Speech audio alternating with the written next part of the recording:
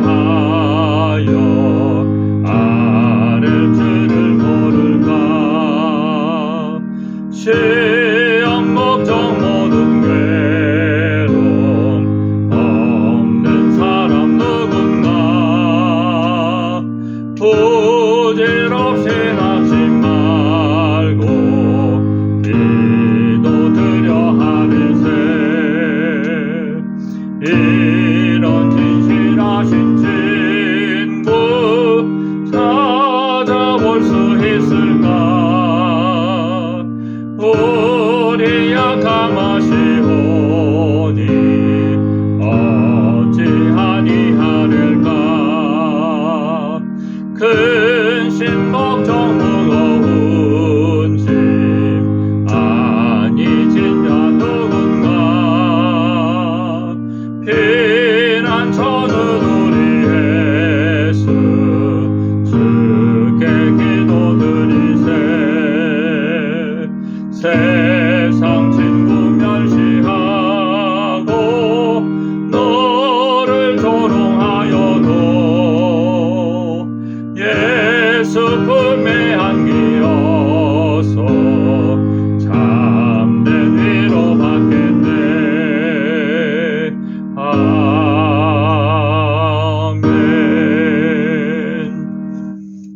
자, 오늘 우리 함께 보실 내용은 열왕기상 18장 16절에서부터 24절까지의 말씀이 되겠습니다.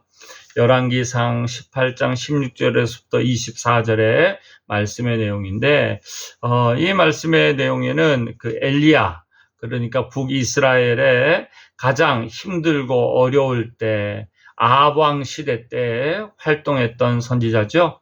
특별히 이방 선지자 850명과 또 이제 대결하는 그런 장면이 나오고, 또 그때에 어떤 일들이 일어나면 하늘에서 불이 떨어져서 제단을 태우는 일이 벌어지게 됩니다. 그래서 엘리야는 혼자였고 또 상대는 많은 사람들과 더불어 이제 싸움을 했지만 결국 하나님의 역사가 이제 엘리야를 통해서 드러나는 귀한 계기가 있었던 그 내용입니다. 그러면서 이 엘리야가 어떻게 이런 용기를 가질 수 있었는가라는 부분들을 다루게 되는데요. 18장 16절에서부터 19절에 보게 되면 먼저 그에게 있어서는 하나님의 약속을 늘 붙잡는 사람이었다라는 겁니다. 그래서 이 엘리야는 그냥 무조건 용기가 있는 것이 아니고 말씀에 근거한 그런 용기가 있었다라는 겁니다. 저와 여러분이 꼭 가져야 될 것도 바로 이런 모습들이죠. 우리가 용기를 내거나 힘을 낼 때 근거가 필요합니다. 그냥 자 화이팅! 열심히 해봅시다! 이런 것이 아니고 그 근거가 하나님의 말씀이 기준이 되어야 된다라는 것을 우리가 보게 됩니다. 그래서 엘리야는 말 그대로 이제 이 아합을 만날 때 아합이 뭐라고 했냐면 이스라엘을 괴롭히는 자다. 왜냐하면 이스라엘에 수년 동안 비가 멈췄기 때문에 그렇다라는 거죠. 그러나 정말 중요한 건 참 하나님이 누구인지를 보여주려고 하고 깨닫게 하려고 했던 그런 이유가 있었지요. 자, 엘리야가 이토록 그런 와중에 아합도 싫어하고 그의 아내 이세벨도 싫어하고 사람들이 싫어하는 거 알면서도 그러면서도 용기를 낼 수 있었던 것은 뭐냐면 하나님의 약속의 말씀을 붙잡았기 때문에 그렇다라는 겁니다. 오늘날에도 저와 여러분이 용기를 낼 수 있는 근거는 하나님의 말씀이다라는 겁니다. 그래서 여러분들은 항상 그 힘을 어디에 두느냐? 하나님의 말씀이라는 것에다가 여러분의 힘의 근거를 두시길 바랍니다. 여러분의 통장, 또 여러분의 어떤 환경, 또 회사, 월급, 또 어떤 가정, 이런 것이 아니고 항상 여러분의 힘의 근거는 어디에 있느냐? 하나님의 말씀에 있어야 된다라는 겁니다. 그럴 때 흔들림이 없어요. 그럴 때 가장 확실한 겁니다. 모든 것들은요, 다 바뀔 수 있습니다. 여러분이 지금 자신하는 건강도 언제 그 건강이 무너질지 모른다라는 겁니다. 하나님께서 지켜주셔야 건강할 수 있는 거고요. 하나님이 지켜주셔야 여러분이 일을 할 수 있는 겁니다. 자, 그래서 이런 용기나 담대함이 어디서 나오느냐? 하나님의 말씀에서, 약속에서 있어야 된다라는 겁니다. 꼭 여러분이 움직일 때마다 하나님의 약속을 근거로 움직이시기 바랍니다. 특별히 여러분들이 주일날이 됐던 말씀을 통해서나 예배를 통해서 하나님이 이런 사람을 세우시는구나. 그래, 내가 이 약속을 믿어야지 하고 그 말씀을 근거로 사시기를 바랍니다. 두 번째 내용은 하나님이 세우시는 종이라는 그 정체성에서 그가 있게 되죠. 그래서 이렇게 갈멜산에서 바알 선지자 450명, 아세라 선지자 400명과 더불어 싸울 수 있었던 것은 뭐냐? 나는 하나님이 함께하는 사람이다 라는 그 정체성에서 나왔다라는 거예요. 저와 여러분도 꼭 가져야 될 마음은 뭐냐면 나는 하나님과 함께하는 사람이다. 내가 하나님을 사랑하고 하나님께서 나를 붙잡으신다라는 그 정체성이 있어야 된다라는 겁니다. 그래서 엘리야는 혼자였지만 조금도 흔들림 없이 그가 세워졌죠. 그 이유는 자신의 정체성을 알고 있기 때문에 그래요. 나는 하나님이 함께하는 사람이다. 나는 하나님의 사람이다 라는 겁니다. 그게 바로 우리의 존재의식입니다. 여러분 누구입니까? 여러분 그냥 여러분 마음대로 사는 사람입니까? 아니면 정말 여러분이 하나님께 붙들린 사람이라고 생각하십니까? 여러분의 정체성을 확인하시기 바랍니다. 정체성이 확인이 안 되면 내가 어떻게 살아야 될지 방향을 잡지 못합니다. 그러나 여러분이 어떤 사람인지를 알면 또 내가 지금 어떤 속에 있음을 분명히 알면 여러분이 무엇을 해야 될지가 분명하게 드러난다는 것입니다. 세 번째는요, 하나님이 응답하신다는 믿음에서 나왔다라는 겁니다. 그래서 그는 23절과 24절에 보게 되면 거짓 선지자들이 하늘에서 불을 내려오게 하지 못하자 엘리야는 모든 백성을 자기 앞으로 모이게 합니다. 그리고는 돌 12개를 취한 후에 이스라엘 회복할 제단을 의미하는 제단을 쌓고 주위에 물이 흐르도록 합니다.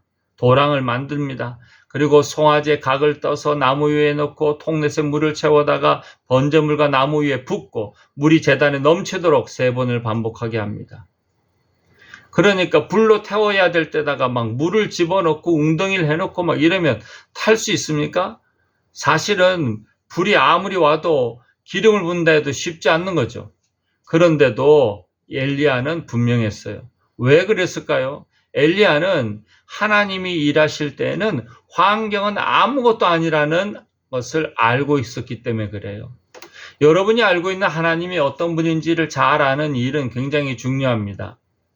여러분이 하나님을 잘 안다면 하나님은 어떤 환경과 어떤 조건도 문제가 되지 않는다는 걸 분명히 안다면 그러면 하나님이 역사할 거라는 것도 분명히 알게 되겠죠. 그런데 하나님의 환경을 극복할 수 없다고 생각을 하니까 내가 걱정을 하는 거예요. 아유, 이런 환경에서는 안 될 텐데, 이런 조건이라면 안 될 텐데, 이건 하나님을 믿지 못한다는 겁니다. 엘리야는 하나님이 어떤 하나님인지 알았어요. 하나님은 내가 이 제단에다가 물을 붓고 뭘 해도 태우실 뿐이다 라는 그런 하나님에 대한 분명한 확신이 있었다라는 겁니다. 저는 우리 속회원들 여러분 모두가 하나님에 대한 분명한 확신이 있길 바랍니다. 그게 바로 하나님의 응답에 대한 확신이에요. 하나님은 어떤 환경도 극복하실 분이다 라는 걸 알기 때문에 물을 3번 붓건 4번 붓건 5번 붓건 상관하지 않아요. 하나님은 반드시 이루실 것이다 라는 거죠. 저와 여러분의 삶을 통해서도 하나님은 우리의 환경이 어떠하든지 하나님은 분명히 역사하시고 이루실 겁니다. 그 하나님을 분명히 믿으십시오. 누구 앞에서든지 당당하게 말하십시오. 바알 선지자가 됐든 아세라 선지자가 됐든 누구 앞에서든지 하나님에 대한 분명한 확신을 갖고 있는 사람, 바로 그 사람이 엘리야였다라는 겁니다. 저는 우리 모든 속회원들이 그런 분명한 확신을 가지고 말씀을 근거로 용기 있는 믿음의 사람들이 되시기를 부탁을 드립니다. 꼭 여러분 확신을 갖고 믿음을 갖고 하나님을 높여드리는 또 그런 하나님만 자랑하는 저와 여러분 되시기를 간절히 축원합니다. 기도드리시겠습니다. 사랑의 주님, 오늘도 우리에게 귀한 것 깨닫게 하여 주시니 감사합니다. 무엇보다도 우리가 엘리야처럼 하나님에 대한 분명한 확신과 믿음을 갖고 살아가는 오늘 하루가 되고 또한 우리의 삶이, 우리 속회원들의 삶이 되게 하여 주시옵소서. 날마다 주의 도우심 강하게 믿고 나아가는 모든 속회원들 되게 하여 주시옵소서. 지금은 우리 주 예수 그리스도의 십자가의 은혜와 또한 하나님 아버지의 크신 사랑과 성령님의 감화 감동 충만 역사하심이 날마다 엘리야처럼 영적 전쟁에서 승리하기를 원하는 우리 속회원들 위에 함께하옵시기를 간절히 축원하옵나이다. 아멘.